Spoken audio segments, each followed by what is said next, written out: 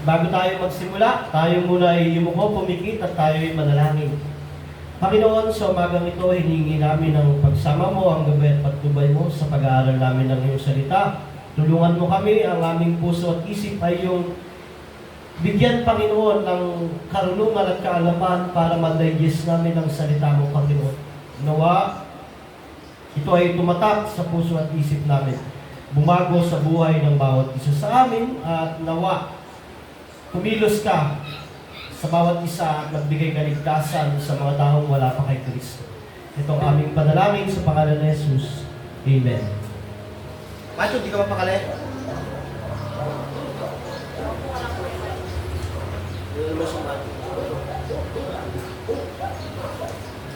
May isang guro sa isang kilalang eskwelahan at siya ay hinahangaan dahil magaling siya magturo. Pagdating sa moralidad, katapatan, karunungan, ethics, siya ay napakahusay at magaling magturo sa kanyang estudyante. Bukod doon, yung eskwelahan niya ay kilala sa kanilang bayan. At itong guro na to ay talagang pinupuri, hinahangaan ng mga estudyante niya. Minsan, habang papauwi siya, nakita niya yung mga estudyante niya na naglalaro, naghaharutan, at nahulog yung wallet ng isa. Nahulog yung wallet ng isa, dinampot niya ito, at nakita niya maraming laman. At ito ang naging kaisipan niya, gagamitin ko ang pera na ito para makabili ng mga materyales para sa pagtuturo ko sa mga estudyante ko. Buong-buo ang kanyang kaisipan na yung napulot niyang pera na galing sa isang estudyante ay ibibili niya ng mga gamit para sa kanyang pagtuturo. Ganun nga ang ginawa niya. Pumunta siya sa bilihan ng mga gamit, binili niya yung mga gamit para sa kanyang pagtuturo. At habang nagtuturo siya sa mga estudyante, tinuturo niya ang katapatan, tamang moralidad, ethics, ang pagiging mabuti, ang pagiging righteous, pagiging matuwid. Hindi siya makapagsalita ng diretso dahil alam niya na siya ay hindi qualified para ituro ang mga bagay na iyon. Ang tawag doon sa ginawa ng babae ay hypocrisy. Ano yung hypocrisy? And the meaning is the act of pretending to have virtues, beliefs, or feelings that one does not actually possess. It involves contradicting one's stated beliefs with one's actions. In essence, hypocrisy is the practice of saying one thing and doing another, often with an intention to deceive or mislead. Yan yung meaning ng hypocrisy. Na ito ay pagsasabi o pagtuturo ng mga bagay na wala sa iyo, hindi mo pinagsisikapang makamtan. At yun yung naglilid sa hypocrisy kung yung pagtuturo mo ay naniniwala ka na karapat-dapat ka bilang tagapagturo. At ito ang message ni Pablo sa mga Hudyo noong panahon na iyon. At ang ating mensahe, makikita natin kung paanong gibain ni Pablo ang hypocrisy ng mga Hudyo noong panahon nila. Makibukas kayo sa akin sa Roma chapter 2, verse 17 to 29. Yan na pala, naka-flash na. So tayo magpapatuloy sa pag-aaral natin ng libro ng Roma. Roma chapter 2, 17 to 29. Sabi diyan, babasahin ko sa dito at sundan nyo sa inyong mga Biblia. Ngunit ikaw, na nagsasabing ikaw ay Hudyo at nananalig sa kautusan, pinagmamalaki mong may kaugnayan ka sa Diyos. Sabi mo ay alam mo ang kanyang kalooban at sumasang-ayon ka sa mabubuting bagay. Sapagkat ito ang natutunan mo sa kautusan. Ang palagay mo ay taga-akay ka ng bulag, tanglaw ng mga nasa kadiliman, tagapayo ng mga hangal, at tagapagturo ng mga bata dahil natuklasan mo sa kautusan ang buong kaalaman at katotohanan. Nagtuturo ka sa iba Bakit di mo turuan ang iyong sarili? Nangaral kang masama ang magnakaw, bakit ka nagnanakaw? Sinasabi mo, huwag mangangalunya, bakit ka nangangalunya? Nasusuklam ka sa mga Diyos-Diyosan, bakit nilalakawan mo ang mga templo nila? Pinagmamalaki mong saklaw ka ng kautusan, ngunit nilalapastangan mo naman ng Diyos sa pamamagitan ng paglabag mo sa kautusan. Ayon nga sa nasusulat, ang pangalan ng Diyos ay nilalahit ng mga hentil dahil sa inyo. Mahalaga lamang ang inyong pagiging tuli kung tumutupad ka sa kautusan. Subalit, kung lumalabag ka sa kautusan, para ka rin hindi tuli. Kung ang hindi tuli ay gumagawa batay sa panunturan ng kautusan, hindi ba siya ituturing na tuli? Kaya ikaw na Hudyo, nasa ilalim ng kautusan, ngunit hindi naman tumutupad nito ay hahatulan ng mga tumutupad sa kautusan, bagamat hindi sila tinuli. Sapagkat ang pagiging isang tunay na Hudyo ay hindi dahil sa panlabas na kaanyuan o dahil sa pagtutulit sa laman. Ang tunay na Hudyo ay ang taong nabago sa puso't kalooban ayon sa Espiritu at hindi ayon sa kautusang nasusulat. Ang papuri sa taong iyon ay mula sa Diyos at hindi mula sa mga tao. Ito po ang salita ng Diyos. At ito ay hindi magbabago kailanman. Ang salita ng Diyos ay parang tabak na dalawa magkabilang talim humihiwa sa espiritu ng bawat isa. Na kahit ang inyong lingkod ay hindi karapat-dapat tumayo dito kung wala ang biyaya ng Diyos sa aking buhay. Bago natin simulan yung pag-aaral ng talatang ito, magbabalik-aral lang tayo sa libro ng Roma. Ang mga natapos natin ay Roma 1, 2 hanggang 1 to 16. At sa pagbabalik-aral natin sa Roma chapter 1, 1 to 15, yun yung introduction ni Pablo. Kung paano siya tinawag ng Diyos para maging apostol. Tinawag siya ng Panginoong Hesus bilang alipin at ang kanyang calling ay isang apostol. At dito makikita natin na sumulat siya para sa mga taga-Roma dahil nabalitaan niya ang pananampalataya nila ay balitang-balita sa buong mundo o sa buong Roman Empire nung panahon na iyon. So, balita sa buong mundo nung panahon na iyon, pag sinabing buong mundo, ang known world lang para sa kanila noon yung Roman Empire. Hindi kagaya natin na pag sinabi natin buong mundo, alam natin, andyan yung Alaska, andyan yung Afghanistan. Sa kanila, pag sinabi nilang buong mundo, Roman Empire lang nung panahon nila. At balita yung faith ng mga Romans kay Jesus. Dahil dito, nagnanais si Pablo na mapuntahan sila dahil isa rin sa desire niya makapag-mission sa Espanya at pagdating sa Rome, hihingi siya ron ng tulong sa churches doon para doon ay makapag-establish siya ng isang base para sa pag-mission niya sa Espanya. At doon, nais niya rin siya lang makasama para makapagbigay siya ng kaloob, mag-gift na bilang apostol. Ano yon? Yung interpretation ng scripture, gusto niya rin tulungan sila sa pag-share ng gospel. At sabi nga niya, sa Romans 1:16-17, ito yung pinaka-central na tema ng Roma. Kaya kung may pangkulay kayo, kulayan niya, at least alam niyo yung tema ng Roma, na hindi ko ikinakahiya ang mabuting balita sapagkat ito ang kapangyarihan ng Diyos para sa kaligtasan. Dito sa mabuting balita, itinutuwid ng Diyos ang ugnayan ng tao sa Diyos. Una sa Hudyo, pangalawa sa Hentil. Bakit una sa Hudyo? Bakit pangalawa sa Hentil? Dahil unang dumating ang kapahayagan ng Diyos sa mga Hudyo. At sabi ni Pablo, not ashamed of the gospel. Napag-aralan natin na bakit may nahihiyang i-share ang gospel. Bakit may mga taong walang pakialam sa gospel. Una, hindi sila saved. Pangalawa, immature sila. Wala silang kakayahang mag-share. Diba? Yan yung basic reason. Yung iba naman, nahihiya talaga dahil nga saved pero immature. Yung iba naman, dahil unbeliever sila, ginagawa nila dahil nahihiya sila sa gospel, tinutwist nila. Dinadagdagan, binabawasan. Pero sabi ni Paul, siya, hindi niya kinakahiya ang magandang balita. Ano ang magandang balita? Ito ang tungkol kay Jesu Cristo.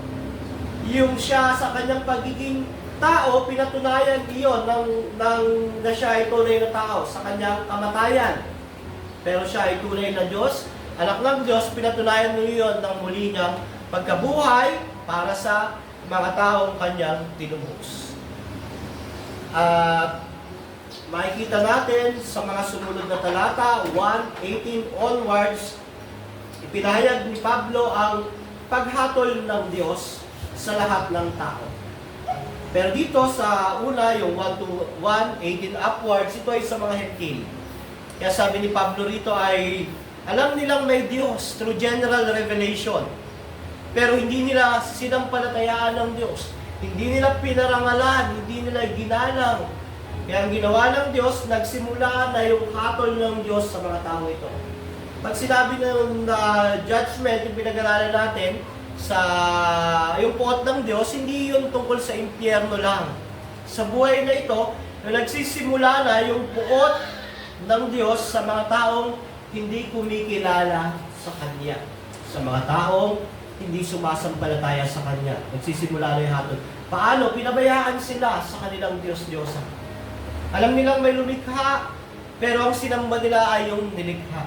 Gumawa sila ng puno, hinati, yung kalahati, pinanggatong, yung kalahati, pinagawang ribulto at niluhuran at sinamba. So, ang puwat ng Diyos ay pinadama niya na sa mga taong ayaw gumalang sa Kanya. Sa pamamagitan ng mga Diyos-Diyosang nandun sa paligid nila na pinabayaan sila. At basic application yan. Malalaman mo ang tao na nararamdaman niya na ang puwat ng Diyos ay nasa Kanya. Wala siyang panahon sa Diyos. Pinabayaan siya ng Diyos na mamatay sa trabaho niya. Pinabayaan siya ng Diyos na ubusin ang panahon niya sa pamilya niya na walang Diyos. Pinabayaan siya ng Diyos na ubusin ang buhay niya sa mga makamundo. Yun yung wrath of God nagsisimula na sa mga tao na walang paggalang, pagkilala at pagsamba sa Diyos na lumikha sa kanila.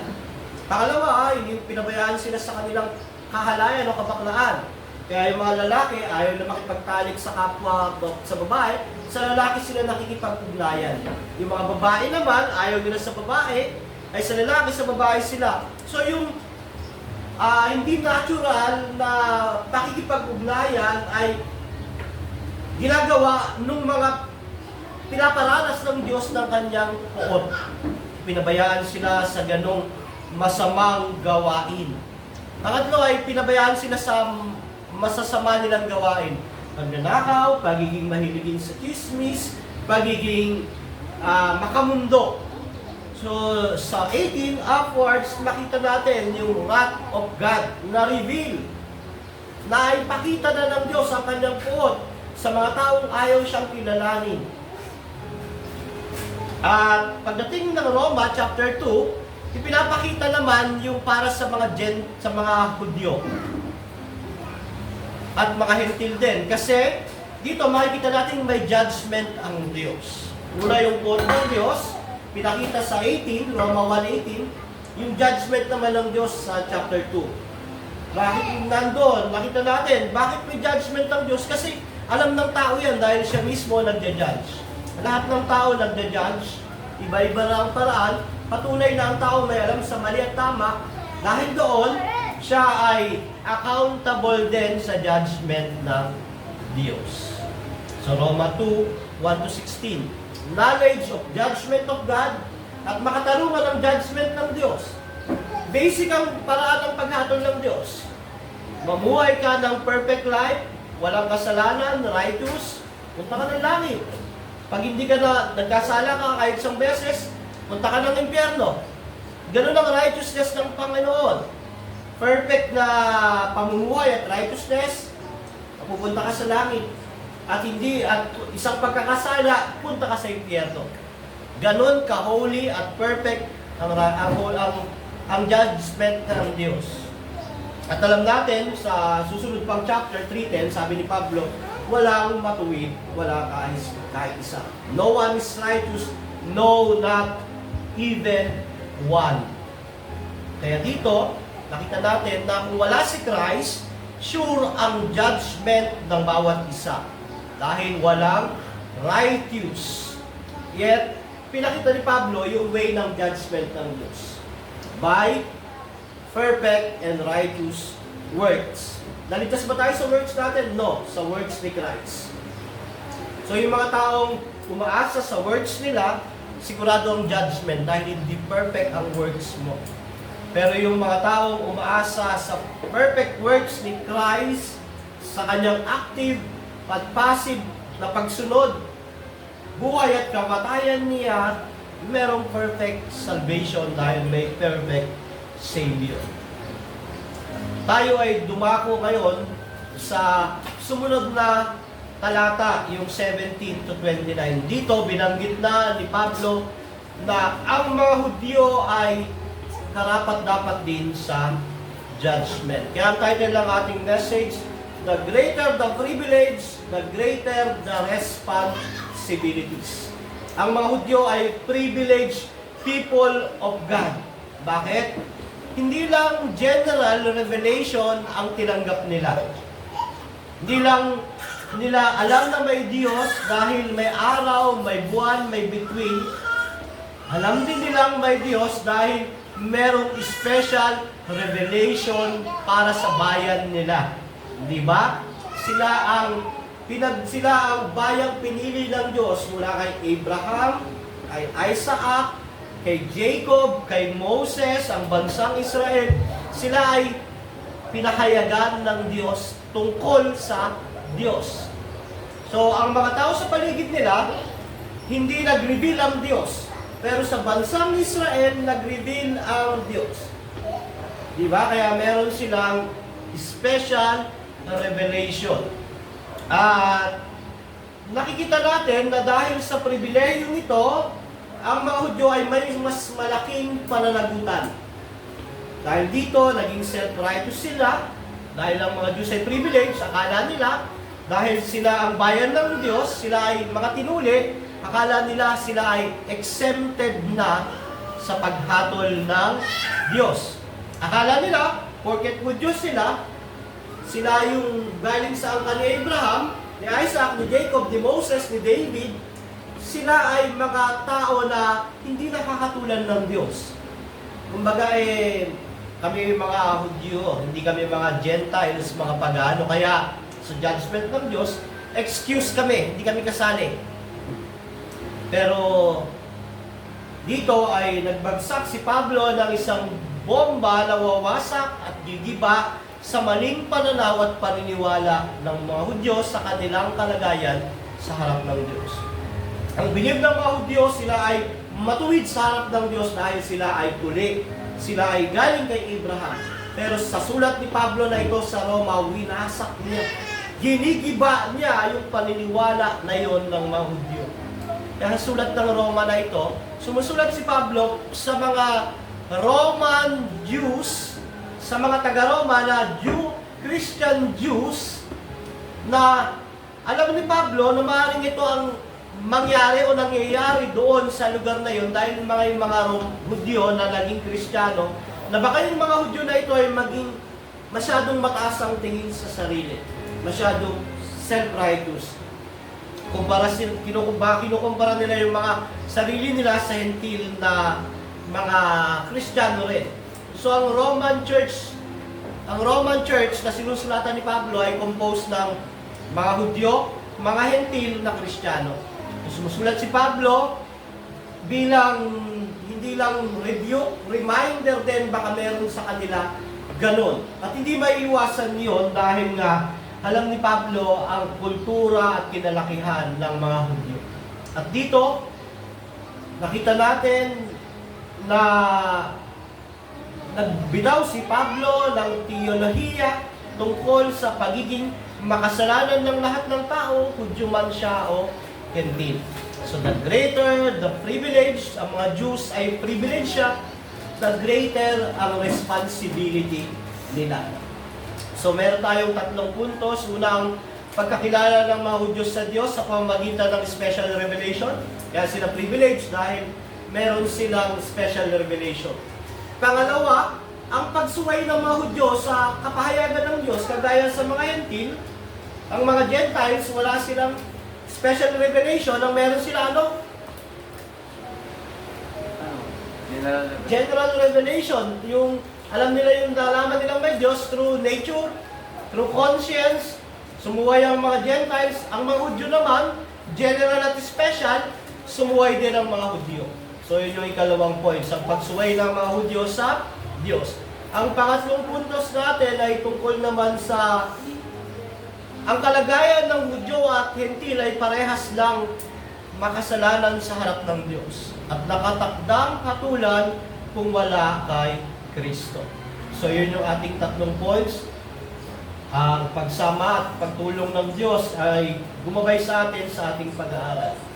17, ang pagkakilala ng mga Hudyo sa Diyos sa pamagitan ng kautusan. Sa verse 17, sabi, ngunit ikaw, na nagsasabing, ikaw ay Hudyo, nananalig sa kautusan, o meron siyang special revelation, pinagmamalaki mo may kaugnayan ka sa Diyos. Sabi mo, alam mo ang kanyang kalooban.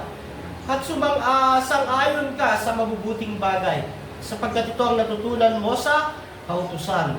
Ang palagay mo ay taga-akay ka ng bulag, tanglaw ng mga nasa kadiliman, tagapayo ng mga hangal at tagapagturo ng mga bata. Dahil natuklasan mo sa kautusan ang buong kaalaman ng katotohanan. Dito sa sulat na ito, pinapakita ni Pablo na ang mga Hudyo ay may special revelation sa pamamagitan ng kautusan o law of Moses. Bukod doon, yung history nila ay sila yung direct na talagang bayan ng Diyos. Kaya ang mga Hudyo ay pinagmamalaki nila ang pagkakaroon nila ng special na kapahayagan sa Diyos. Galing sila kay Abraham, Isaac, Jacob, Moses, sila ang chosen people ng Diyos at sa kanilang kalagayan ay mataas ang kanilang pagtingin sa kanilang sarili. Ito ang pride ng Jewish nation noon at hanggang ngayon na sila ang chosen people of God. So, yun ang pagmamalaki nila. May kaugnayan sila sa Diyos dahil sa law, sa kautusan. Dahil sila ang ayangkan ni Abraham. Alam nila yung moral standard ng Diyos. Di ba? Meron silang 10 utos. Binigay sa kanila, una yun. So, alam nila yung mga moral standard ng Diyos. Kaya, may karapatan silang magturo para sa kanila. Kaya, sila ay tagapagturo. Sa mga walang alam, sila ay liwanag para sa mga nadidiliman, para sa kanila.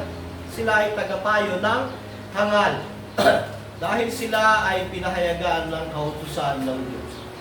Subalit, totoo, pinahayag ng Diyos sa mga Hudyo ang kautusan, ang kapahayagan ng Diyos. Subalit ang malaking katanungan, sila ba ay ginagawa at pinamumuhay ang tinuturo ng kautusan? Yun ang isang malaking tanong. Oo, andun ang kapahayagan, andun ang revelation, andun ang law, andun ang kautusan. Ang tanong, ginagawa ba nila at pinamumuhay ito? At pangalawa, yun ba ang dahilan? Bakit sila magiging matuwid sa harap ng Diyos? Porket alam mo ang kautusan, porket galing ka sa lahi ni Abraham, porket Hudyo kang pinanganak, yun na ba ang dahilan para maging matuwid ka sa harap ng Diyos? Yun ang tanong na pangalawa. At ito ay inaatake ni Pablo yung mga Hudyo. Tinutuwid niya, nagbabagsak siya ng bomba, nagigiba sa maling pananaw nila. Kasi, hindi ang kaalaman sa kautusan ang pagiging matuwid ng tao. Ang pagsunod, hindi ang pagiging Hudyo, hindi ang pagiging galing sa angkan ni Abraham ang nagiging dahilan para matuwid ang tao. Ang pananampalataya. At ito ang nais tukuyin ni Pablo sa sulat ng ito. Privilege ang mga Jew, ang mga Hudyo, hindi lang general, special. Sa kanilang lahi binigay ang kautusan, pero ito ang naging pagmamalaki nila. Na para bang dahil tinuli kami ay ligtas. Hindi na kami hatulan ng Diyos. Dahil kami galing kay Abraham, naglulugod sa amin ang Diyos. Hanggang ngayon ho ay ginagawa ng mga Hudyo ang pagtutuli. 8 days na kapanganakan ng baby, tinutuli para sila ay maging bahagi ng Jewish nation. May kukumpara yan sa Roman Catholicism na pag nabinyagan ka, ikaw ay ligtas. Diba? na parang sa mga ibang kaisipan naman, pag member ka ng iglesia nito, ikaw ay ligtas. Pero lahat iyon ay mali at hindi totoong nakapagliligtas. Dito, pinakita ni Pablo na privilege ang mga Hudyo sa pamamagitan ng pagkakaroon ng general special revelation. Yun nga lang, ito ang naging dahilan para sila ay maego, ma-pride, sila ay mayabang, at ang tingin nila sa sarili nila ay righteous sila. Pero nasulat na ito, ipapakita ni Pablo kung ano ang mga hentil sa harap ng Diyos, ganun din ang mga Hudyo. Wala lang pagkakaiba ang Hudyo at mga Griego. So, ang mga tao ngayon ay mas privileged kumpara noon, mga kapatid. Ikaw ay mas privileged kumpara sa mga Hudyo at mga hentil noon. Bakit? Nasa iyo ang 66 books ng Bible. Kumpleto ang salita ng Diyos. Hawak-hawak mo. Pribilehiyo yan. Binabasa mo ba? Dati, ang mga tao ay, ang church, bayan lang ng Israel, ang lugar kung saan sasambahin si Yahweh. Ngayon, may mga churches sa bawat lugar. Bawat bayan, merong simbahan. Member ka ba? Sumasamba ka ba roon? Privilege tayo. 66 books, yung very word of God, the powerful word of God. Hindi na natin hihintayin may magsalita. Ang kailangan lang natin buksan, basahin, himayin, aralin, at privilege yun. Yun nga lang, the greater the privilege, the greater the responsibility. Everywhere. Andun ang pangaral ng gospel sa internet. Ganon ka-privilege ang tao ngayon. Kumpara sa kanila, walang internet. Walang cellphone. Tayo, lahat ng privilege nandito. Kumbaga sa kanila, yung bagamat, andun sila sa panahon, hindi maganda ang mundo. Tayo, nasa isang mundo na unti-unting gumaganda. Ang lahat ng privilege ng Diyos andon. Ang kanyang kapahayagan, ang kanyang mga churches, ang internet, ang cellphone, na kung saan doon matututo ka, malalaman mo ang gospel. Yet ang privilege na ito ay nagbibigay ng mas malaking responsibilidad at mabigat na hatol. Mga kapatid, masarap ang may pribileyo. Masarap mabuhay sa mundong ito na andyan ang Word of God, andyan ang church, andyan ang gospel. Yet ito ay nagbibigay ng mas mabigat na responsibilidad at mas mabigat na judgment. Kaya great power comes great responsibility.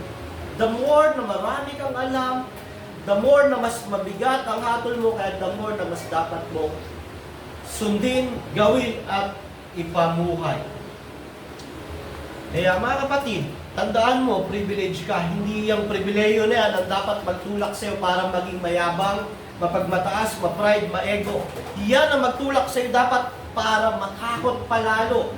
Bakit? Kasi mas maraming alam, mas maraming pananagutan, mas maraming responsibilidad, mas mabigat ang hatol. Pastor, dinala ko natin para napabukas yung responsibility ko. Too late kasi naririnig mo yung gospel.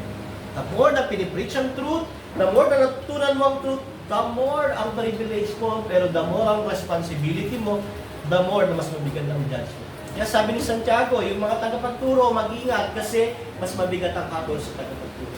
Ako bilang tagapagturo, hirap talaga akong ipamuhay bilang isang tapat na Kristiyano ang mga tinuturo ng Bible. Ang tanging pag-asa ko lang ang righteousness ni Christ.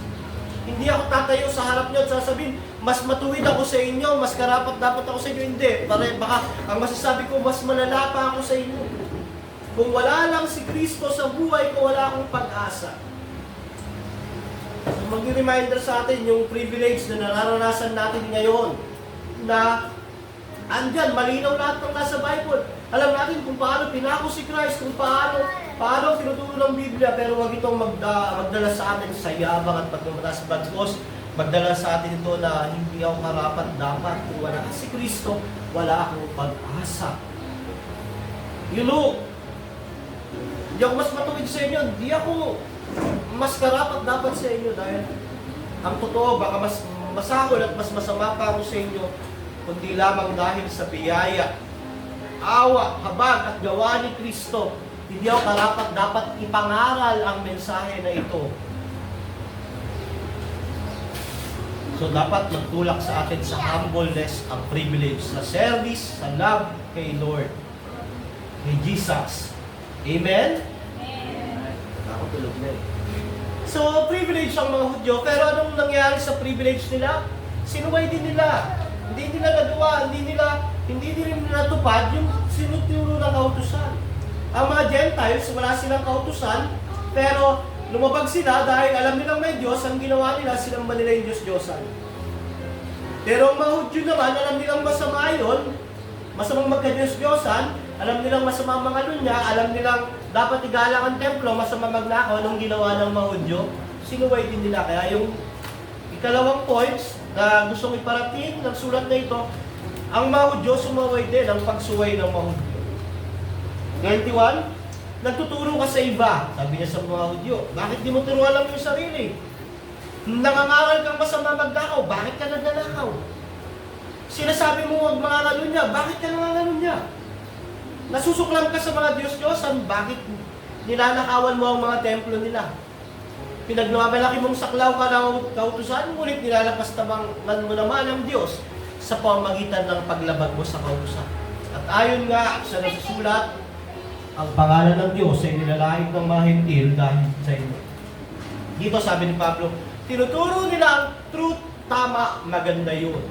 Pero sana habang tinuturo nila iyon, huwag nilang makalimutan, nasasakop din sila ng truth na iyon. Di ba? Mula sa lumang tipan hanggang sa panahon ng Panginoong Jesus, ganito ang ginagawa ng mga Hudyo. Natuturo sila ng truth dahil alam nila ang truth, pero para sa kanila, hindi sila, ay exempted sila sa truth. Di ba? Sa Micah 3:11, makikita natin kung paano ang mga Hudyo ng panahon na yun ay hindi naman talaga sinusunod o sumusuway sila sa utos ng Diyos. Sabi niya ng kanyang mga pinunoy, nagpapasuhol muna bago humatol. Nagpapaupa ang mga pari para magturo. At ang mga propeta naman ay nanguhula dahil sa salapi. Gayun may, umaasa sila kay Yahweh at sinasabi, nasa kalagitnaan natin si Yahweh kaya walang kasamang darating sa atin. Ang kaisipan noon, dahil kami ay bayan ng Diyos, kami ay pinuli, tagapagturo kami, tagahatol kami, tagabigay kami ng payo, pero sila ay nasusuhulan, sila ay nababayaran, hindi sila makatwiran, pero sabi niya, nasa kalagitnaan natin si Yahweh, kaya walang masamang darating sa atin. Sa kaisipan nila, na dahil sila ay tuli, bayan sila ng Diyos, kahit suwayin nila ang utos ng Diyos, hindi sila hatulan ng Diyos, which is mali. Kaya nung dumating ang Panginoong Jesus, yung kultura na iyon, ugali at nakasanayan ng mga Hudyo, dala-dala pa rin nila. Kaya pagdating ng Matthew 23, verse 2 to 4, ano sabi diyan? Ang mga tagapagturo ng kautusan, ang mga Pariseo, ang kinikilalang tagapagpaliwanag ng kautusan ni Moises. So sila ang tagapagpaliwanag at tagapagturo. Kaya't gawin ninyo ang tinuturo nila.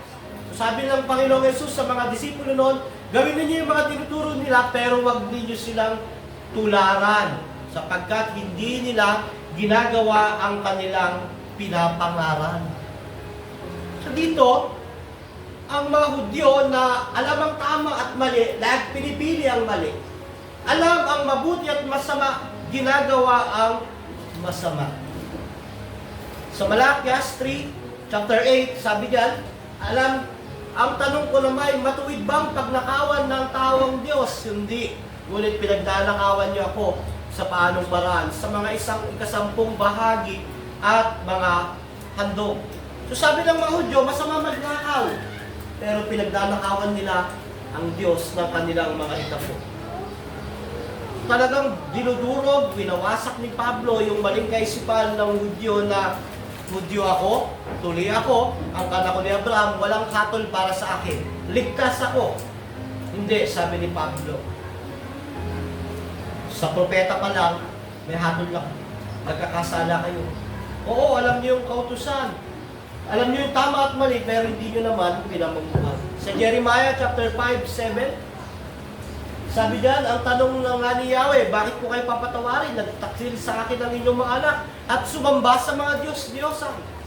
So ang mga Hudyo, alam nilang masama sumamba sa Diyos-Diyosan. andun yung kautusan sa kanila. Pero sabi ng Jeremiah 5:7, yung mga anak ng Israel ay sumamba sa mga Diyos-Diyosan. Sabi gano'n, pinakain ko kayo hanggang mabusog. Ngunit nangalunya pa rin kayo o sumamba sa ibang Diyos. At ginugol ang panahon sa babaeng bayaran.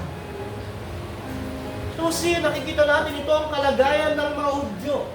Kagaya din sila ng mga hentil na mga makasalanan.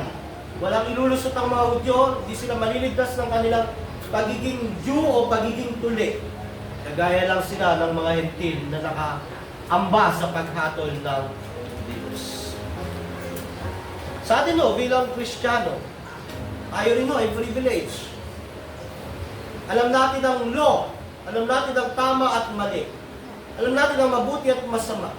Pero ginagawa ba natin?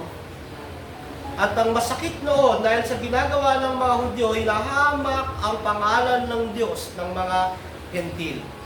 Na tipong, pag nakikita ng mga unbeliever na Gentiles ang Israel, na hindi sinusunod yung law, yung special revelation para sa kanila, sinasabi ng mga hentil na kaya siguro ganyan ang Israel dahil ganyan ang Diyos nila.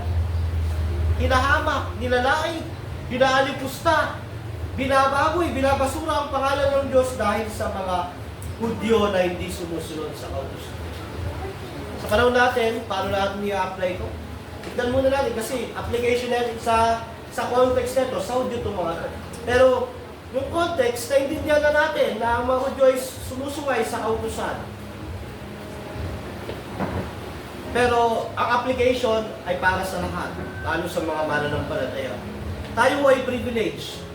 Andiyan ang Bible, andiyan ang may church, may gospel, may mga pastor. Pero pinamumuhay ba natin ang tinuturo ng kautusan? Di ba? Pag hindi natin pinamumuhay yan, ay nilalapit natin sa pag-alipusta ang pangalan ng Diyos. Di ba? Parang isang ama yan, nasasabihin niya sa anak niya, anak, tama manalangin, tama magsimba, tama ang gumawa ng mabuti, pero yung tatay hindi nagsisimba, hindi nananalangin, hindi gumagawa ng mabuti, hindi nagbabasa ng Biblia, yet tinuturuan niya yung kanyang anak na gawin yun. Ano ini-impart ng tatay na yon? Ini-impart ng tatay na yun sa kanyang anak, nilolok, kayang lokohin ng tatay ko ang Diyos. Kaya ng tatay ko na sabihin sa akin na gano'n, na gawin to, pero hindi niya ginagawa. Diba? Kaya nga, bilang Kristiyano, ako bilang pastor, sabi ng talata, tinuturuan mo ang iba. Di ba dapat turuan mo muna ang iyong sarili? Bilang Kristiyano, nagsisikap po ako. Pero talagang bumabagsak. Pero ang lagi kong inaasahan, sinasandigan ang awa at biyaya ng Diyos. Ayokong sabihin, mas righteous, mas mabait, mas matuwid ako sa inyo dahil wala din akong pag-asa kung wala si Kristo. Pero itong mga Hudyo na ito, pinagmamalaki nila ang kanilang kalagayan, ang kanilang pagiging tuli. Dahil doon, pero hindi nila sinusunod ang kautusan dahil doon hinahamak ang Diyos. Tayo bilang Kristiyano, pag nakikita yung testimony natin, nakikita yung buhay natin, yung salita natin, tapos hindi nakikita na ginagawa natin. Hindi po ba, ay, born again yan. Born again ba yan? Bakit ganon? At tipong pag sinasabi natin na mahal ko ang Panginoon, pero walang time, pinuuna palagi yung ibang bagay. Alam mo kapatid, mabuti si Jesus, mahal ko si Jesus. At mahal niya rin ako, pero hindi siya nagbabasa ng Biblia, hindi nananalangin, hindi nag-church. Walang commitment sa church. Ano yun? Hindi nilalapit natin sa paglapastangan ang pangalan ng Diyos. Di ba? Ang tawag doon, hypocrisy. Lahat naman tayo ay nagkakaroon ng ganun. Pero dapat ang maging kaisipan natin na kung wala ang grace ng Diyos, wala tayo dito. Walang deserving sa atin, pero ang mahudyo kasi ang kaisipan nila rito, deserving kami. Kumbaga, kami yung huli, kami yung pinahayagan ng Diyos, hindi kami kasama sa judgment, kayo lang. So, pwede namin hindi sundin yan. Which is mali. Lahat ng tao ay bound sa judgment ng Diyos. Yun ang gustong sabihin ni Pablo. Kaya pag ang mga Kristiyano, o yung mga Hudyo noon, pag hindi nila sinusunod ang utos, nanalait, mabababoy ang pangalan ng Panginoon. Gayon din sa atin. Pag nagpo-profess tayo, nag-claim tayo ay Kristiyano, follower of Christ, pero hindi siya ang priority natin, hindi natin siya pinaglilingkuran ng buong puso, tapat, at hindi tayo nagsisikap maipamuhay ang tinuturo niya, inilalagay natin sa paghamak ang pangalan ng Panginoon natin. Sabi ng Ezekiel 36:22, kaya sabihin mo sa Israel na ito, ang pinapasabi ko, ang lahat ng ginagawa ko ay hindi dahil sa inyo mga Israelita, kundi dahil sa banal kong pangalan na inyong hinayaang hamakin sa mga lugar na pinagtapunan ko sa inyo. Diba? Nung na-exile sa Babylonia ang mga Israelita, ang mga Israelita ay na-exile dahil sa idolatry, pagsamba sa Diyos at dahil doon, nahamak ang pangalan ng Panginoon. Ngayon, ang ginagawa ng Panginoon, ililigtas niya ulit ang kanyang bayan mula sa bayang sumakop sa kanila, pero hindi pa dahil sa kanila, kundi dahil sa pangalan niya. Kaya sabi niya, kundi dahil sa banal kong pangalan na inyong hinayaang hamakin sa mga lugar na pinagtapunan ko sa inyo. Ito ho ay reminder, paalala. Ang mga Hudyo ay may special na revelation mula sa Diyos. Sa kanila ang binigay ang katotohanan na lang tama ang mali ang utos ng Diyos. Subalit hindi nila sinunod. Hindi lang nila sinunod, sinuway pa nila. At nakita yun ng mga walang special revelation, nalait ang pangalan ng Diyos. So tayong mga Kristiyano, maging maingat tayo sa salita, sa gawa. Lalo sa profession natin, pag nag-profess pa naman, talaga mahal na mahal ko si Lord. Talagang, pero pag dumating na yung testing, kung talagang ang sana pagmamahal mo kay Lord, ang unang tinatapon na yung church, ang Panginoon. Diba? Pag team building, kumpleto, walang dahilan. Laging may paraan. Pag may gawain ang isang kumpanya, ang mga may swimming, may mga halayawan, maraming reason para makapunta. May paraan. Pero pagdating ng pagsamba, nagkaroon lang nabalian lang ng kuko, hindi na makasamba na eh. Kasi masakit eh. Danger yun, nilalait ang pangalan ng Diyos. Kasi sasabihin ng mga anak mo, Diyos ba yung pinupuntahan nyo ron? Eh bakit kaya nyo siyang baliwalain? Diyos ba yung sinasamba nyo ron? Bakit? Kung may time kayo, pwede. Kung wala kayong time, pwede. Hindi Diyos yun, Diyos-Diyosan yun. Kaya maging maingat tayo sa ating buhay. Dahil pag tayo ay napapakita ng mga bagay na ganon, pinapalait natin ang pangalan ng Diyos. Diba? Yung late ka lang eh. Pagkalait, Diyos ba yung sinasamba mo? Bakit late ka? Diba? Yung lang pala eh, wala kang panahon magbasa ng Bible, manalangin, makilala siya. Diyos ba yung pinaniniwalaan mo o Diyos-Diyosan lang o yung sarili mo lang? Maging maingat tayo, mga kapatid. Baka maging kagaya tayo ng mga Hudyo na ang feeling nila, entitled sila dahil marami silang alam sa Diyos, pero hindi naman nila sinusunod.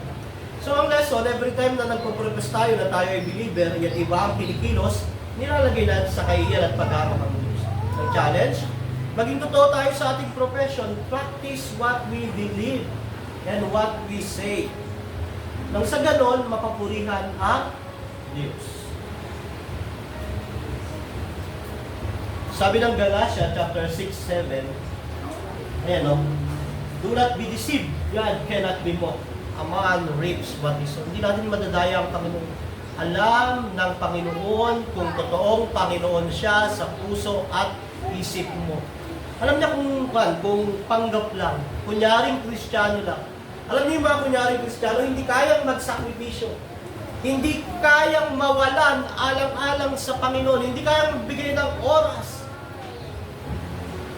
Pero ang sabi ng Bible, God, do not be deceived. God cannot be mocked. Hindi mo siya kayang dayain, linlangin. Kung ano ang tinanim, yun ang aanihin ng tao. What man reaps, what he sows. Kaya, ingat. Sabi ni John Lloyd, ingat. Pangatlo, so una, ang mga Hudyo, may special revelation ng Hudyo. Pangalawa, na-violate nila ito. So, ang resulta, ang kalagayan ng Hudyo ay dito parehas, sabi dito na. Pagkatapos nito, papasok na yung Roma 3:10. Sasabihin ni Pablo, walang matuwid, wala kahit isa. So, ito ay, kumbaga sa gospel, sinishare ni Pablo yung gospel ng total depravity.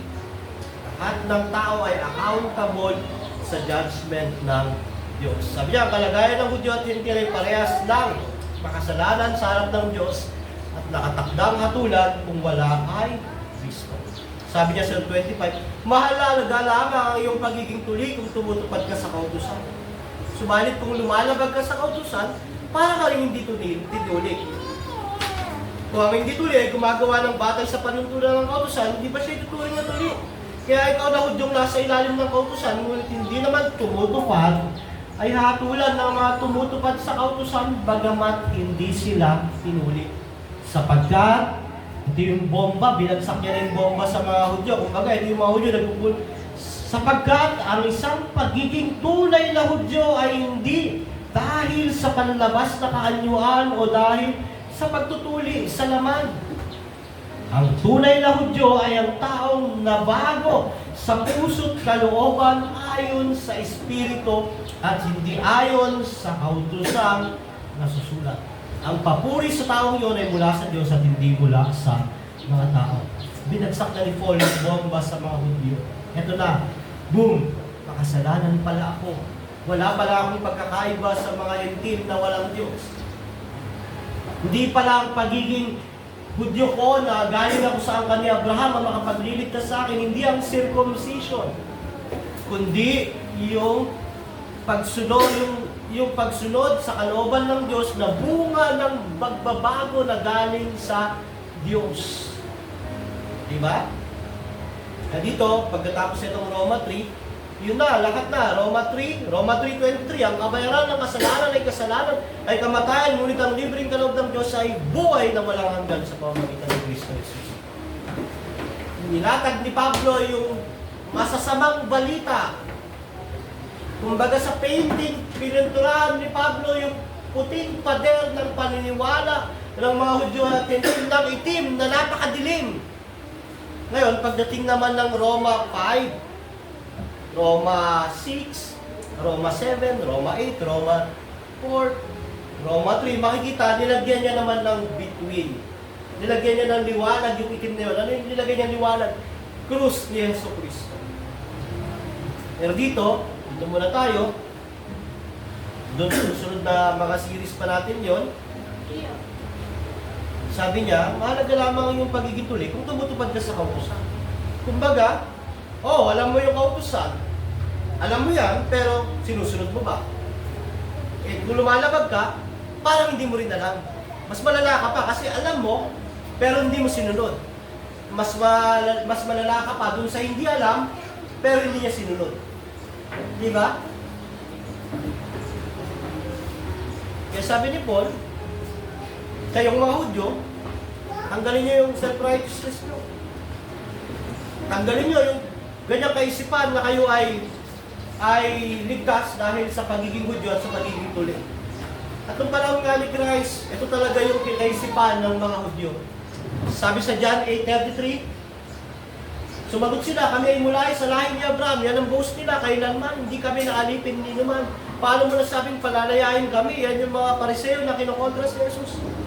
Pero sabi ni Jesus, ang alipin ng kasalanan ay ang gumagawa ng kasalanan ay alipin ng kasalanan. So yan ang boast ng mga Hudyo. Ang maraming Hudyo ay naniniwala na sila ay mananatiling bayan ng Diyos, tao ng Diyos dahil sa circumcision.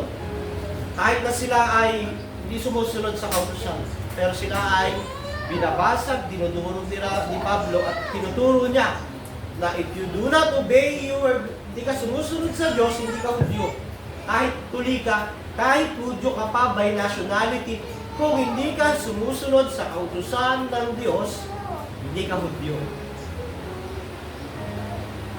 At yung isa naman, kung ikaw ay hindi naman tuli, hindi ka Hudyo, pero ikaw ay sumasampalataya kay Kristo, ikaw ay tunay na Hudyo. O kung sumusunod ka sa Diyos, kahit hindi ka Hudyo, kahit hindi ka tuli, ikaw ay isang tunay na Hudyo. Kaya nga, dito, tapos ang kayabangan, pagmamalaki ng mga Hudyo. Dahil sila ay kasama sa hatol ng Diyos, kagaya ng mga Hentil. At dito, sa buong chapter na to, wala talagang pag-asang maligtas ang tao malibang kumilos ang Diyos sa buhay. Sa Matthew chapter 3 verse 10, ba?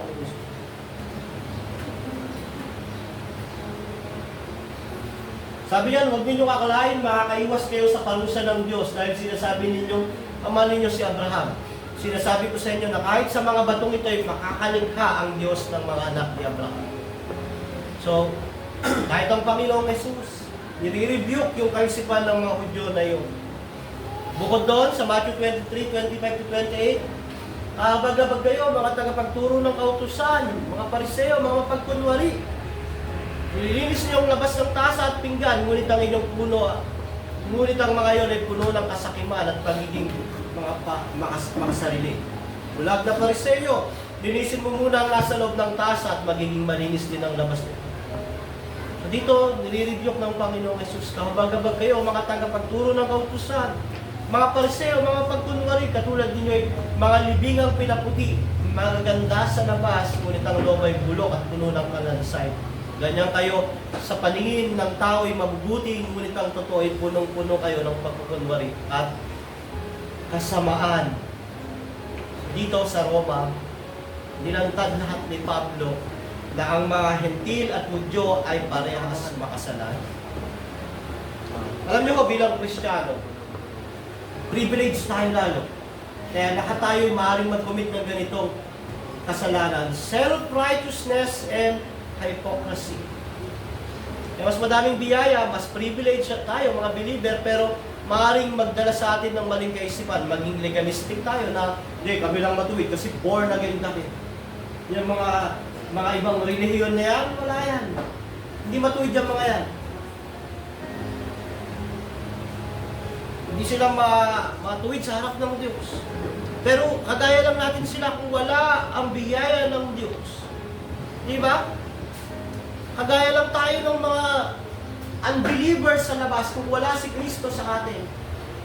Hanggang ngayon nga, may konti pa rin tayo mga ganong ugali, makasalanan pa rin.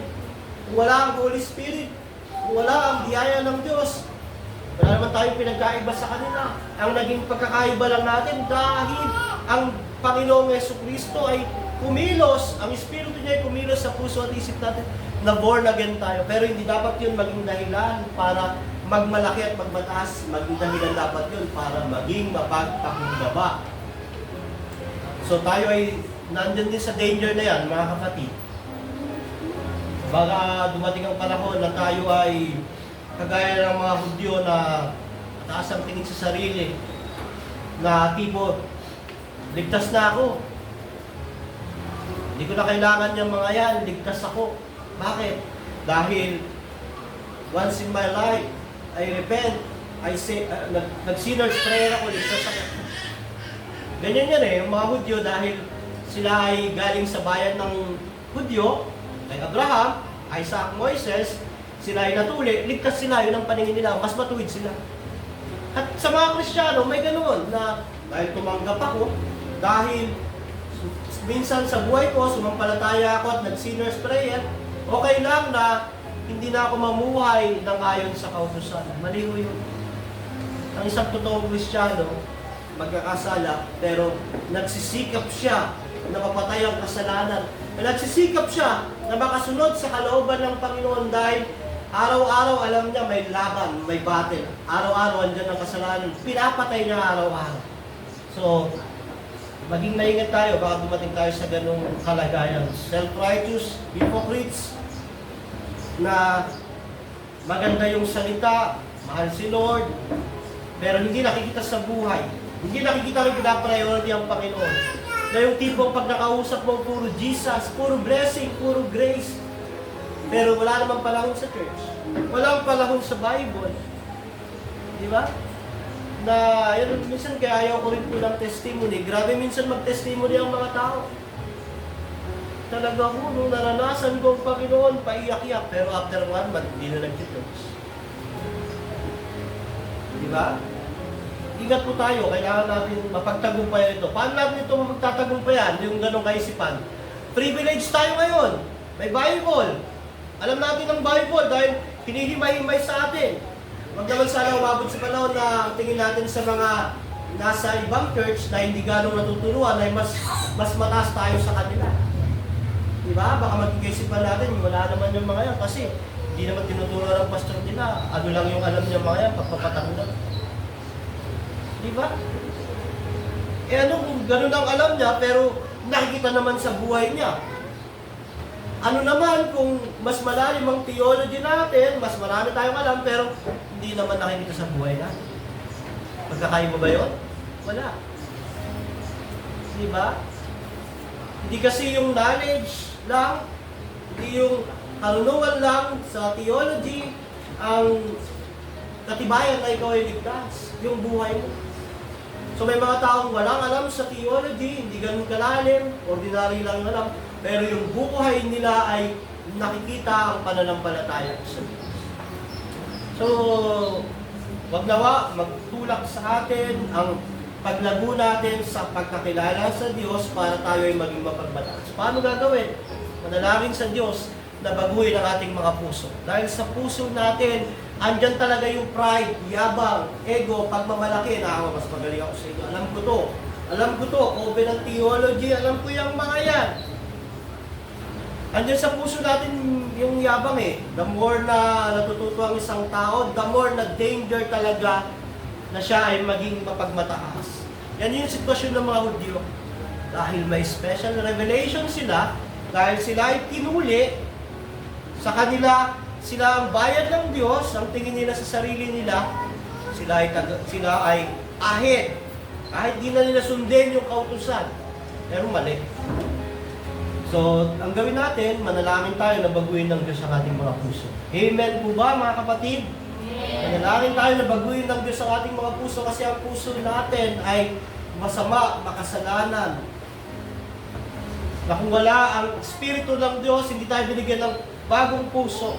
Wala. So magkaroon tayo ng humbleness sa harap ng Diyos. Unawain kaya tayo andito dahil sa biyaya lamang ng Diyos. Kung wala ang biyaya ng Diyos, tayo ay mas malala pa sa iba. Mas masahol pa sa iba kung wala ang biyaya ng Diyos. At nang sa ganun, maiwasan natin yung pagmamalaki.